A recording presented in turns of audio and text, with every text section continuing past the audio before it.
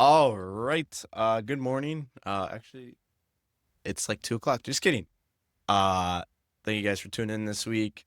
We are pumped for this episode. We are pumped for Pumped. Christmas. We are pumped for Jesus.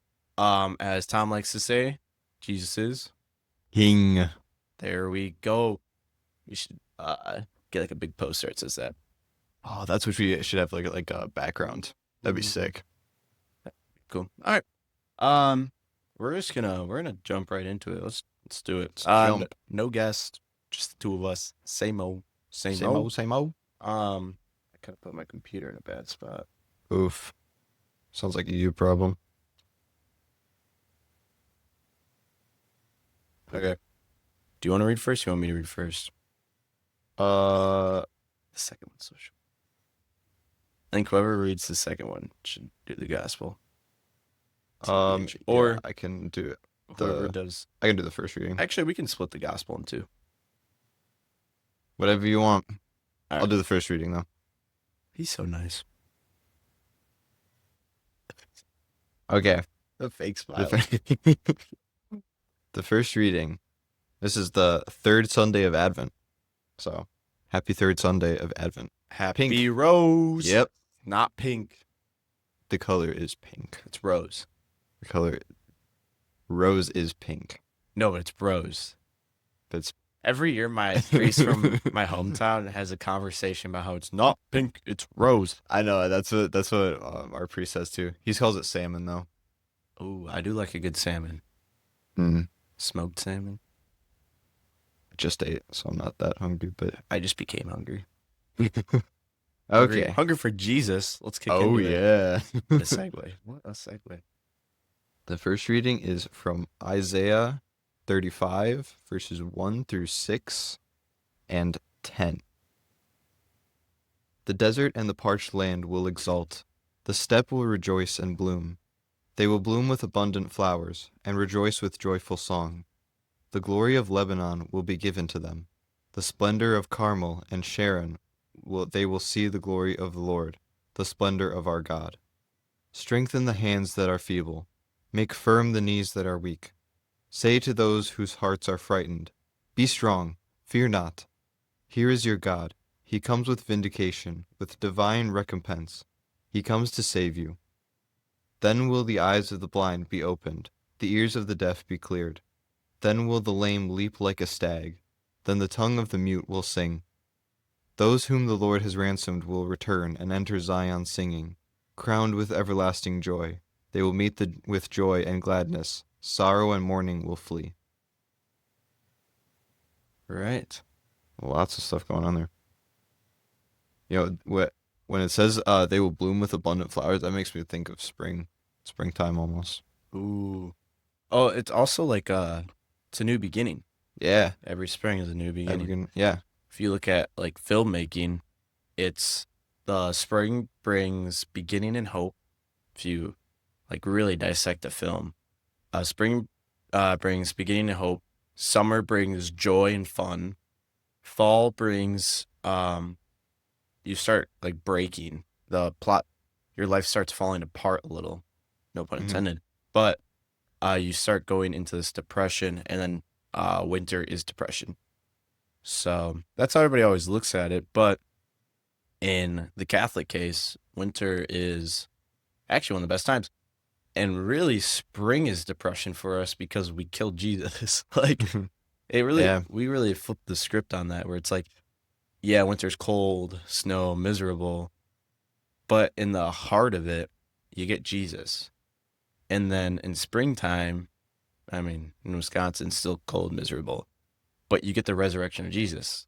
Like it's Mhm. depressing, and then it's like joy to the world. Well, actually, no, that's Christmas, but it's depressing, and then it's like praise Jesus, he's been risen. Like I like how we kind of flipped the script on the traditional thinking, Yeah, that is cool. even It's though almost this like was before that. yeah. It's almost like God intended it that way, right? Because He made the seasons Mhm. too. But yeah, I kind of like to. This kind of reminds me of like Jesus coming. It's like there's one flower budding in, with death like surrounding it, because Mhm. nothing's growing during winter. So Jesus is that one thing that starts growing, and then during spring, right, he dies. That flower dies, but then through that, we are reborn, and so Mhm. then life is abundant after Mhm. that because of all of us. Yeah. Um, I like the middle part. So it says um the splendor of Carmel and Sharon. I don't know. Do you know what Sharon is? Sharon. Sharon. Sharon. Anyways, and they will see the glory of God, the splendor of God, strengthen the hands that are feeble, make firm the knees that are weak. It kind of reminds me of a poem here because we see in the first line I want to point out is they will see the glory of the Lord, and then the third line of this four-line thing is strengthen the hands that are feeble. So it's like when you see the glory of the Lord, the people who have uh feeble, I'm assuming you mean like weak or some sort of weakness, Mhm. uh when they find the glory of the Lord in their worst times, their hands will be strengthened. And then for the lines 2 and 4 of that, it'd be the splendor of our God make firm the knees that are weak, saying that our God, do you know what splendor means? It's like joy, Oh yeah, yeah. So our God brings happiness. joys to us Yeah. by strengthening us, and here it doesn't say strengthening; it just says make your weak knees firm, just like give them the protection that they need to be stable. Yeah. Kind of is what I'm interpreting here, but Yeah. I like that. I like it that. kind of sounded like a little uh Knees weak, arms are heavy. if Just I'm on vomit a on a sweater sweater already. already, I think mom it's mom spaghetti. spaghetti. Well, clearly Eminem was quoting the Bible. It's all comes back to You could Eminem. you could make a parody of like knees weak, God firmed them heavy, hands are feeble, strengthen with God's body. I'm trying. I'm really trying here. Spitting bars. Um, yeah, and I like that. At the end, I think it definitely builds off of what you said. And sort of, it says like, then will the eyes of the blind be open and the ears of the deaf be cleared. Then will the lame leap like a stag, and the tongue of the mute will sing. Hmm. Um, and obviously very appropriate for the third Sunday of Advent because, you know, that's what Jesus did. He came and he did give the blind sight. He did um allow the deaf to hear. He did cure the lame. It's like he did all of that. Yeah, it's a lot of foreshadowing. Yeah, exactly. Really cool. There's this guy on TikTok. I can't remember what his name is, but he has a video on how like there's gonna be a new saint that was a samurai, and he kind of talks about that. I don't know if you've seen that video, but What? What's up? um, where was I going with this? Oh, he was just talking about how Advent is like one of the best times of the year, not because Jesus is coming, but all the songs that you hear in mass are just bangers. Week after week, you get Yeah. all the good songs. You're like, well, first off, Christmas Day is just constant songs of just like joy to the world. Probably a little town of Bethlehem, right?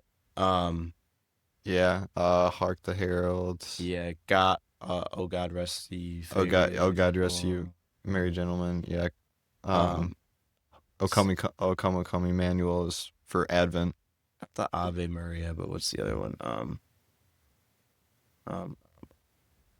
it's like something good or joy. No, It'll come back to you. it'll hit me later in the episode. That's all right. This is gonna kill me. All right. Anyways, back on track. Um, I think all in all, I think this first reading is just very appropriate for yeah. this Sunday.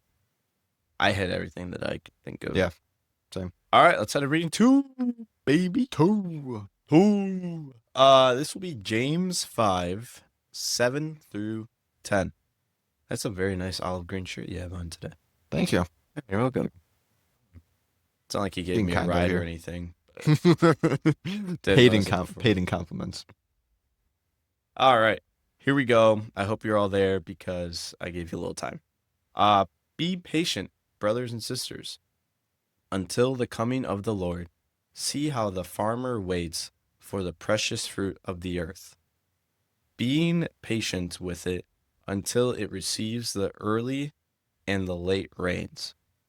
You must, you too must be patient. Make your heart firm, because the coming of the Lord is at hand. Do not complain, brothers and sisters, about one another, that you may not be judged. Behold, the judge is standing before the gates. Take as an example the hardship of patience, brothers and sisters, the prophets who spoke in the name of the Lord. When I was reading this, all I could think of was there are so many words or things that were used in the first reading that he used in this, like talking about uh the farmer waits for the precious fruit of the earth. The fruit is kind of like the flower, Mm. uh, waiting for the rain. And then he says the words firm. We heard that in the first reading. Where he says the word hand. We heard that in the first reading. Did they say judge? Uh, it No. says judge. Oh, maybe. Okay. Anyways, I feel like the vernacular here is very similar to the first reading, which is what they Yeah. plan to do. But it's like, I feel like this is the most similar it's been, where it's like literally using almost the exact same words. Mm-hmm, mm-hmm. And I think it builds off of it too a lot because it says you too must be patient. We're still because we are still waiting. We're still waiting for the birth of Christ.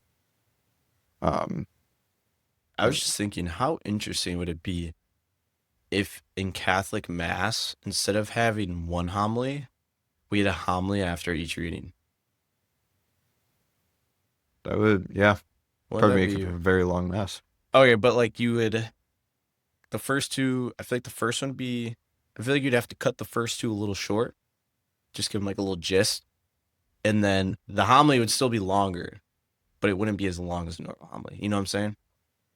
Yeah, I feel yeah. like, sorry, that was just a random thought. That kind of makes sense. Yeah.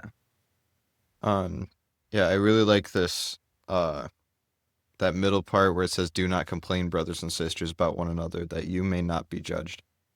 Behold, the judge is standing before the gates." What that reminds me a lot of is I'm pretty sure in like uh the Garden of Gethsemane, when Jesus is captured, Mhm. Peter cuts off the servant's ear, right? And then I'm pretty sure Jesus says something like, "Those who live by the sword die by the sword." Yes. I Yeah. feel like that's very similar to this. It's like you judge other people on their faith, you know, you're gonna be judged harshly too for that. Yeah, and when you first read that again, uh when it says do not complain, brothers and sisters, about one another that you may not be judged, I think it's my first thought was that doesn't make sense because we all get judged. But then I remembered, I was like, but how hard are you going to be judged based on how well you lived? I'm kind of grasping at words here because I'm Mm-hmm. trying to explain it. But Yeah.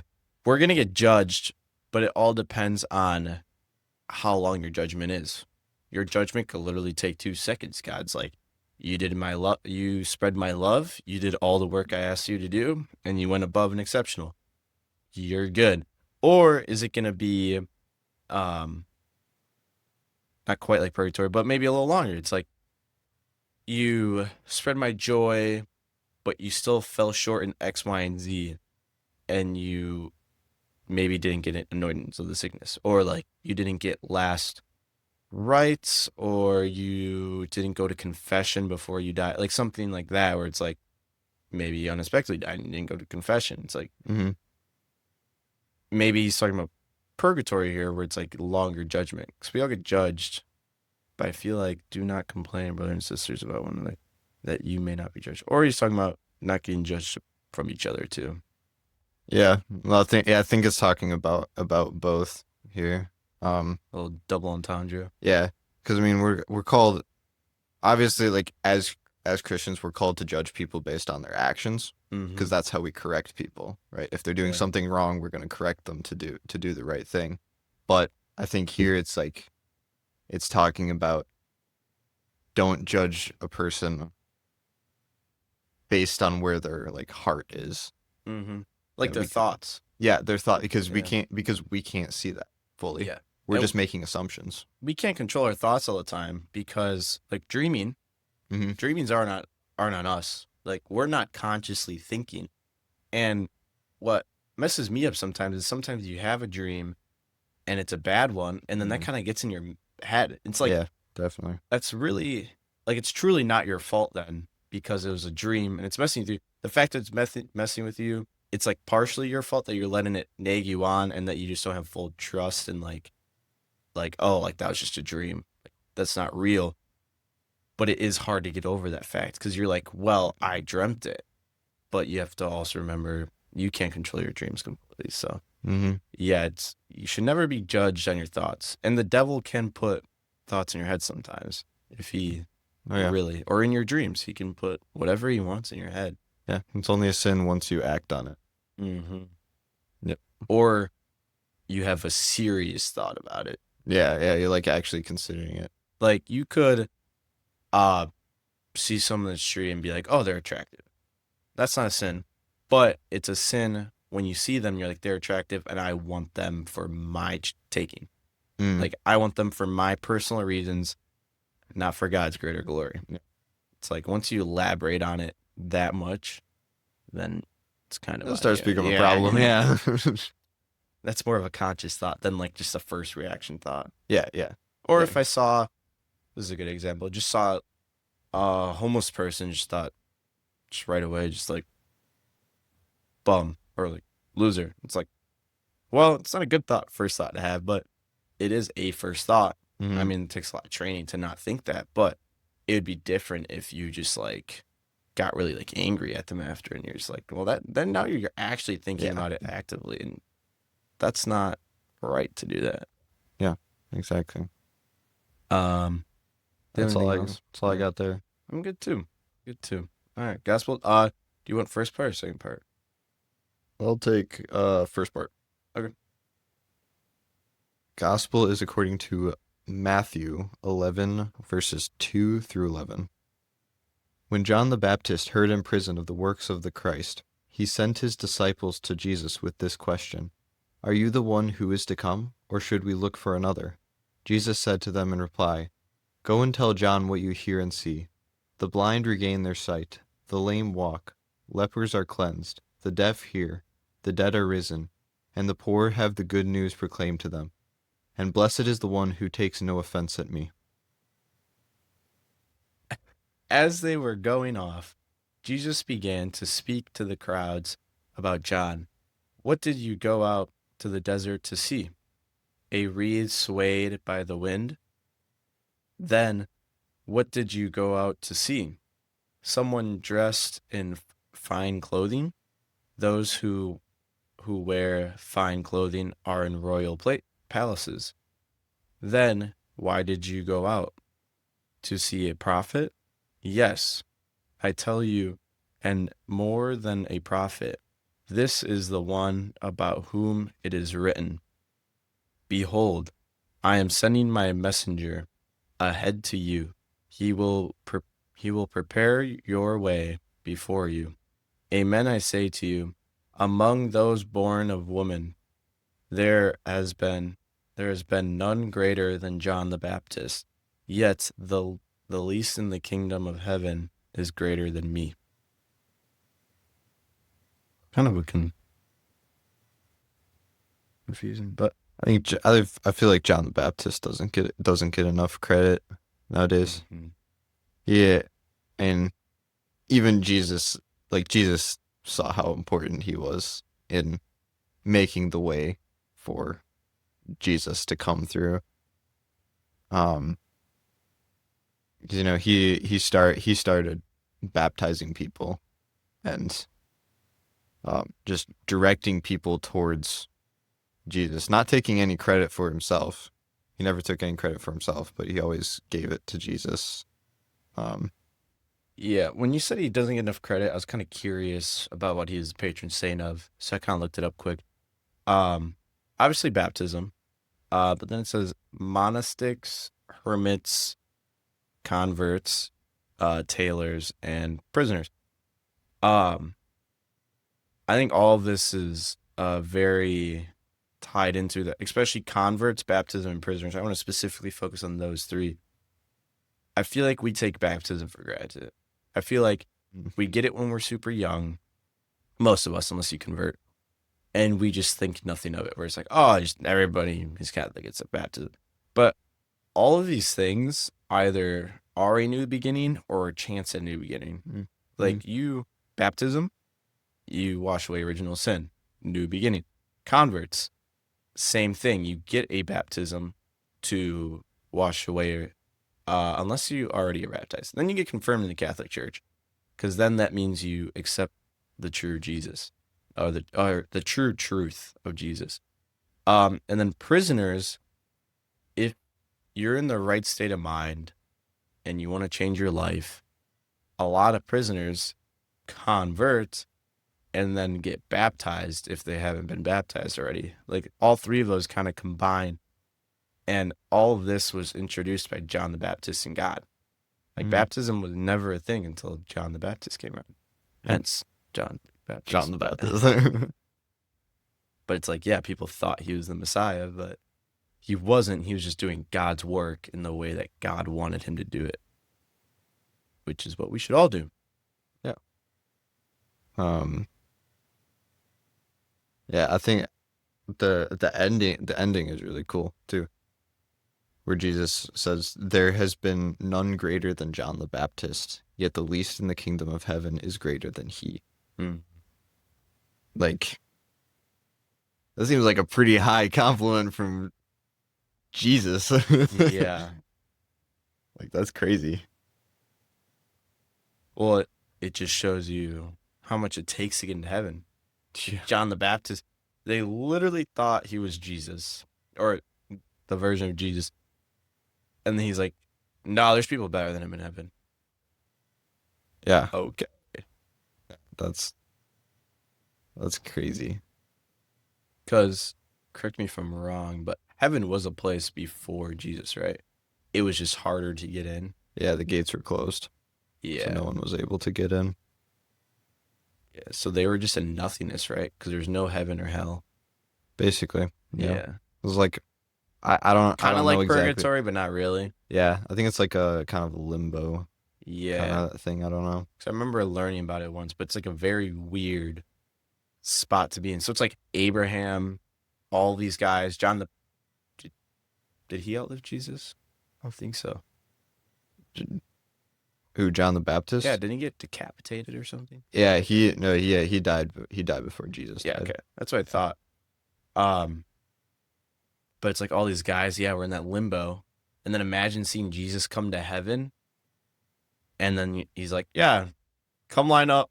Come on through. We're open admission. Uh, Step right up. yeah. Show So us your pass. I wonder if in limbo you could still look out upon the earth. Like I wonder if you could still look at what's happening. Mm-hmm. And I wonder if you would just see it in faster time. Yeah, dude, Because time is irrelevant there. yeah, that is interesting. It's like you have one new spectator.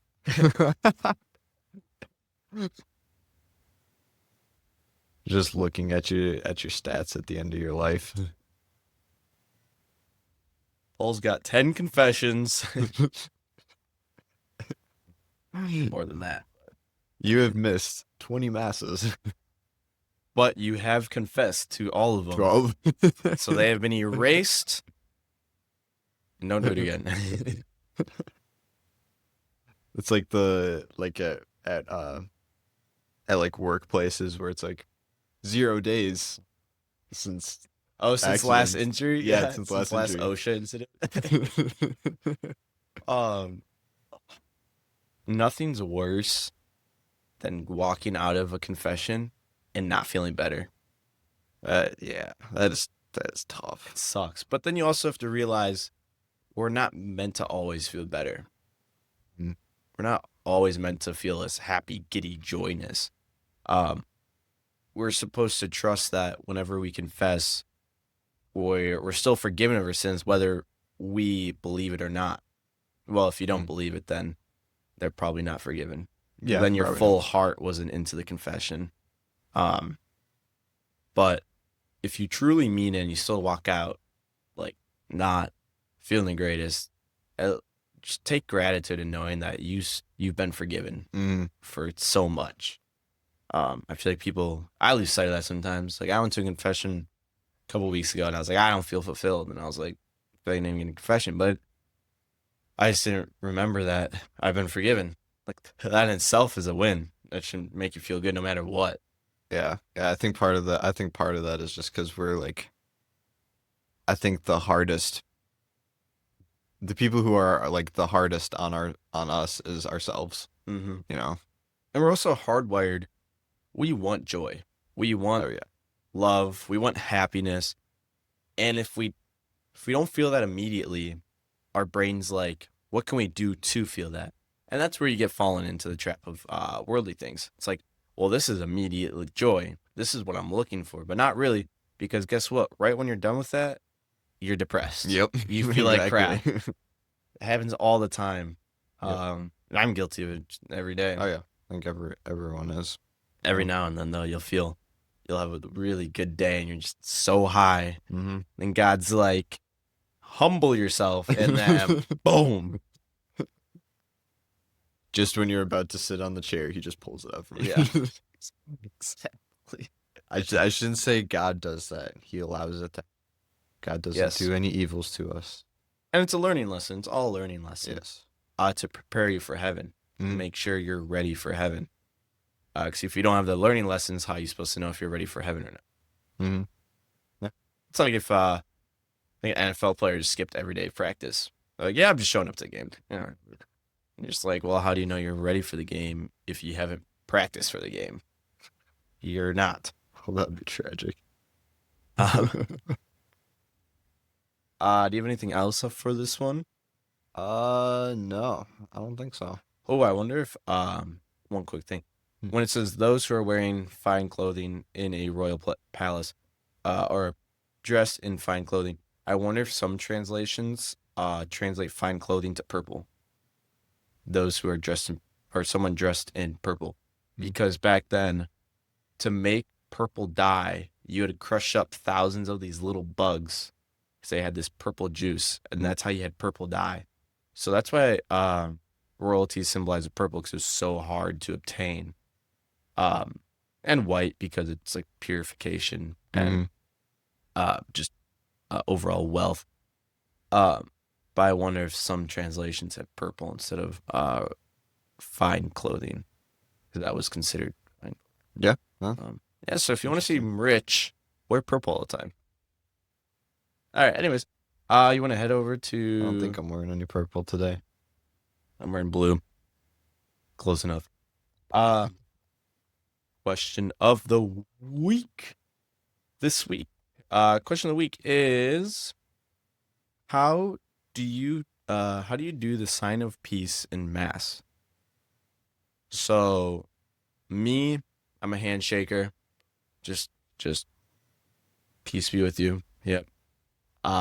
Family members, it's a hug. Really, really close friends, it's a hug. If you're on that level, if you ever want a hug, Tom, just open your arms. Okay. I'm there. I'll do that next time. I'm there for you. Um, Otherwise, actually, sometimes I'll get out of my pew or out of my seat and like go across the aisle and like go to other people if I have time, depending who I'm around. Otherwise, you hit them with the classic, the peace, Oh yeah. the wave. Sam likes to do the nod. Yep. Yeah. Sam always He does the always nod. he makes sure you see too Oh because yeah. he goes He'll stare. Yeah, he'll stare at you until you. if he doesn't see him, just keep going. Uh but yeah, what about you? I would say mostly the same thing. I usually just go for the handshake. Um, and then yeah, just go for the peace, the sign of peace. Deuces.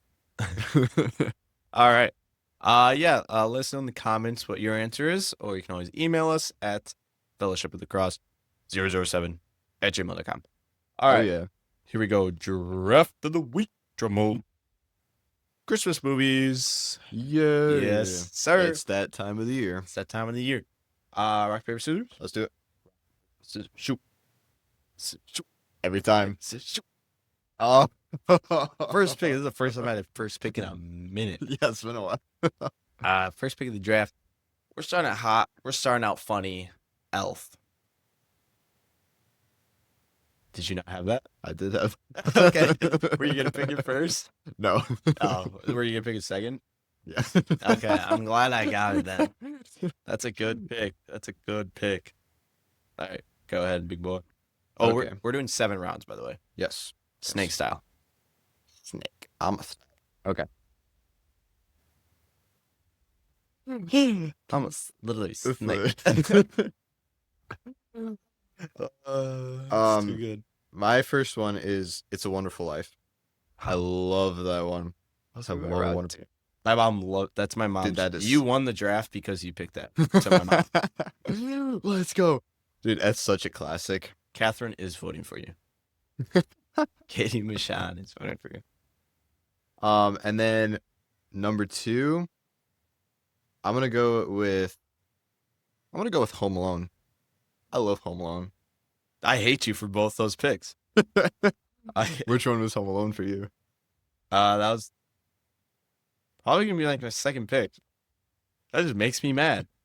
We're gonna rebound here with Miracle on 34th Street. Dang. I'm glad we're doing 7 rounds because we're just stealing each other's picks. Shoot. Oh, you're gonna be pissed at me. How the Grinch Stole Christmas.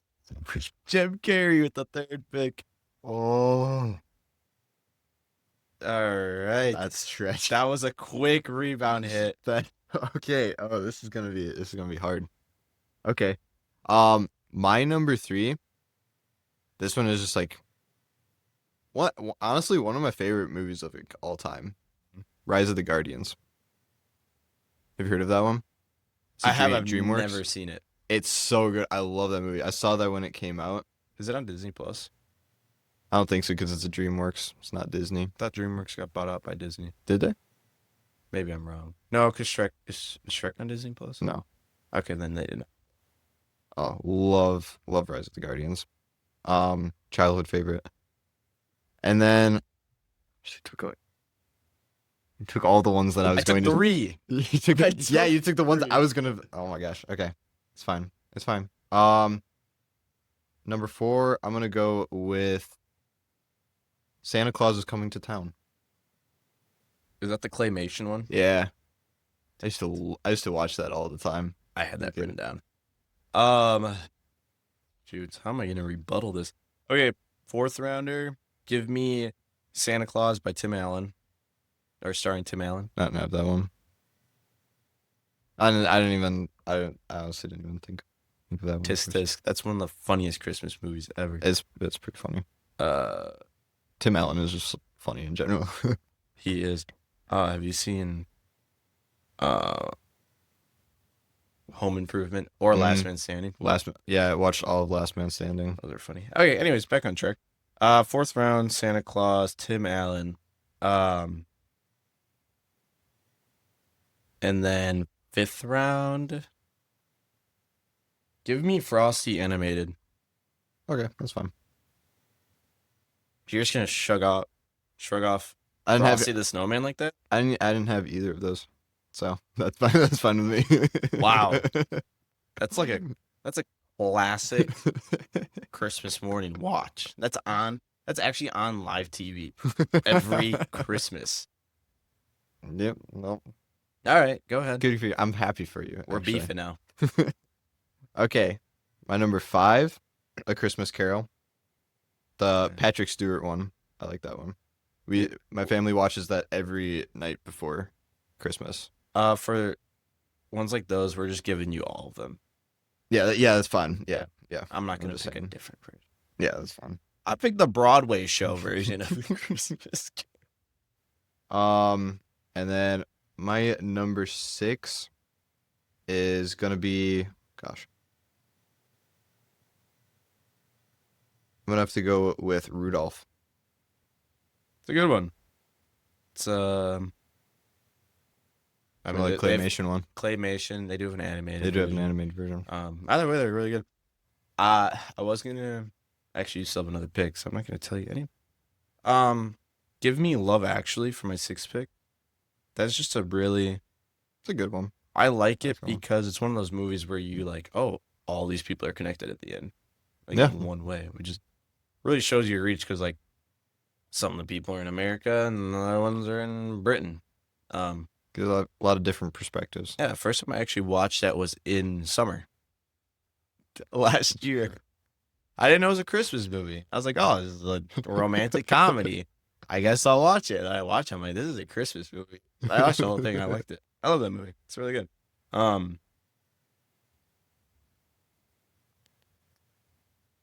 um,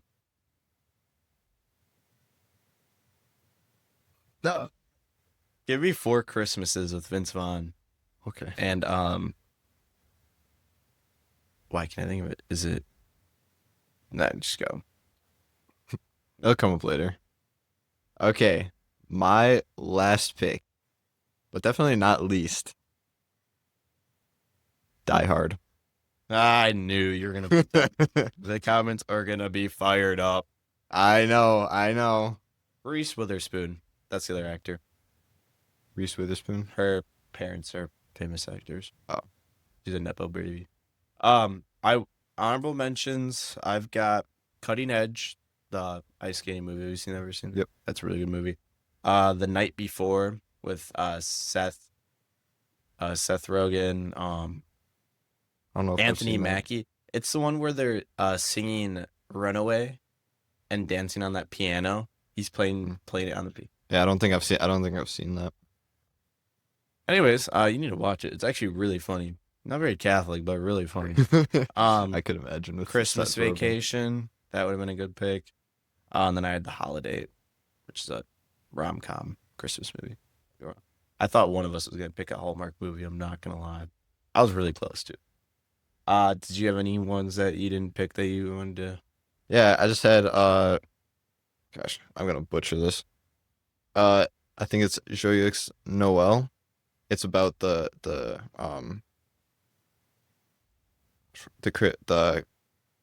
Christmas Oh, piece. it's like a kid movie, right? No, Oh, it's a World War One movie I love about the Christmas truce. uh I love It's really love cool. it when movies do that. Yeah. And then Little Drummer Boy. Oh yeah, Love that one. it's good. And then gotta have this one, The Polar Express. I don't like that movie. You don't like I do not like the Polar Express. what's wrong Hot with you? take. I did not like the Polar Express.